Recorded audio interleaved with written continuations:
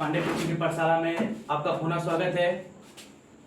और आज जो 10th क्लास का हिस्ट्री का जो पहला पाठ है जिसका नाम है यूरोप में राष्ट्रवाद, यानी एक तरफ से यूरोप में राष्ट्रवाद का विकास कैसे हुआ, उसका मुख्य कारण क्या था, आज इसी टॉपिक पर हम क्या करेंगे, चर्चा करेंगे। तो सबसे पहले मैं चाहूंगा कि जो भी व्यक्ति हमारे वीडियो को देख रहे हैं हमारे चैनल को जरूर सब्सक्राइब करें और जितना हो सके हमारे वीडियो को शेयर करें। आज का टॉपिक है यूरोप में राष्ट्रवाद।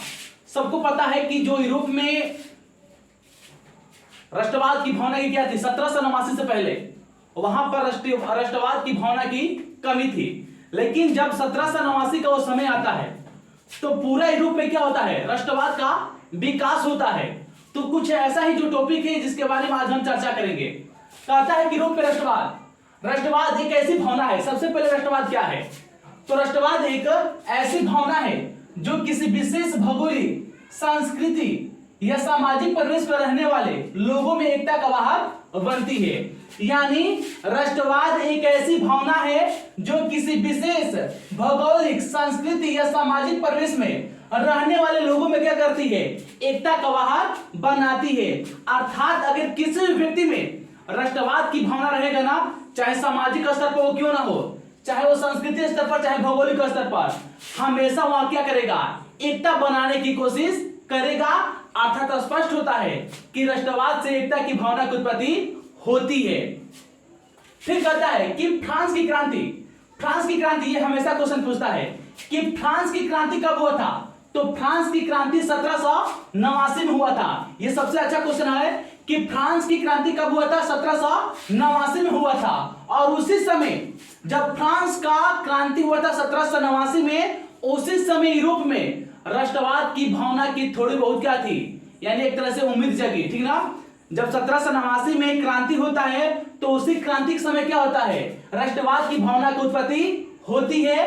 परंतु जो 19वीं शताब्दी होता है, 19वीं शताब्दी में राष्ट्रवाद की भावना क्या होता है, आक्रामक होता है। यानी कहने का मतलब यह है कि 1789 में क्या होता है, राष्ट्रवाद का बीजरोपण होता है पहली बार। लेकिन धीरे धीरे जो उसका आक्रामक रूप होता है वो कब होता है, वो रूप होता है 19वीं शताब्दी में होता है। फिर कहता है कि यूरोप में राष्ट्रीयता की भावना के विकास में, ठीक ना, यूरोप में राष्ट्रीयता की भावना के विकास में फ्रांस की राजक्रांति, ठीक ना, अगर यूरोप में राष्ट्रीयता की भावना का उत्पत्ति हुआ तो इसके मुख्य कारण क्या थे, ये भी क्वेश्चन हो सकता है कि अगर यूरोप में राष्ट्रीयता की भावना के विकास हुआ तो उसका सबसे मुख्य कारण क्या था, तो उसका सबसे मुख्य कारण था फ्रांस की राजक्रांति और नेपोलियन के क्या था, तत्कालीन आक्रमण।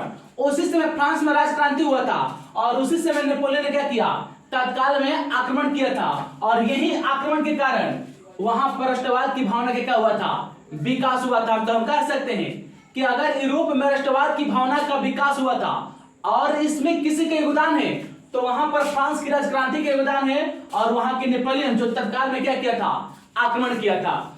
तो ये क्या है, ये यूरोप में राष्ट्रीयता की भावना के विकास करने में इन व्यक्तियों का प्रमुख हाथ है। फिर हम देखेंगे कि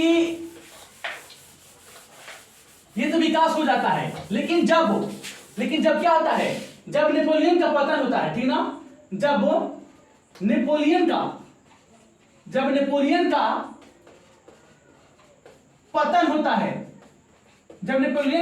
होता है तो 1815 ईस्वी में वियना में क्या होता है, वियना में एक सम्मेलन होता है।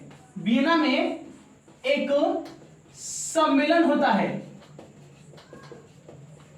एक सम्मेलन होता है और उस सम्मेलन में क्या होती है, उस सम्मेलन में कुछ देश क्या होता है, उस सम्मेलन में कुछ देश एकत्रित होता है। यानी 1815 में वियना में एक सम्मेलन होता है जिसमें क्या होता है, जिसमें वहां पर क्या होते हैं, जो यूरोप की जो विजयी शक्तियां थी वो वहां पर एकत्रित होती है।